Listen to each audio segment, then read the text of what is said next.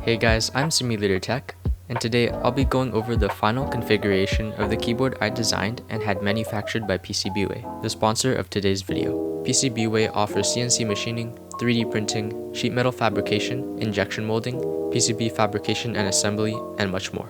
You can submit your designs with a myriad of material options and receive a quote very quickly. With the power of PCBWay, you can make whatever designs your wee little brains can imagine. First of all, since the case is fully aluminum, I did a force break mod near each of the screw holes. I didn't notice any ping from the top and bottom contacting each other in earlier configurations, but I did it anyways. I'm still using a CL60 hot swap PCB and TX stabs lubed with 205G0. The plate is still the polycarbonate one, but I made bigger cutouts for the stabs since in earlier configurations the stabs were too tight in the holes and ended up causing some issues. For switches, we're doing something a little different.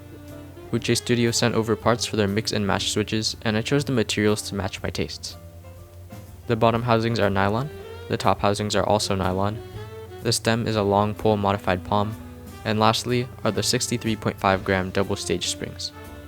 I lubed them with 205G0 on the stems, and I back lubed the springs with super lube oil. They came out looking really cool actually, kind of like a cotton candy switch.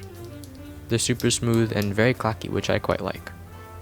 I can't remember if I kept a Coley switch for the spacebar for this sound test since I might have switched it out for an switch, but for now we'll just assume I kept the Coley.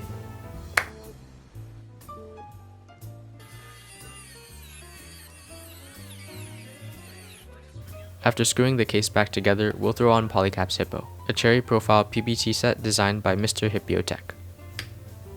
Finally, to finish off the build is this brass keycap sent over from Kinetic Labs. I really like how it looks and it's pretty heavy for a keycap. It matches the brass weight on the back nicely as well. Alright, let's see how this build sounds.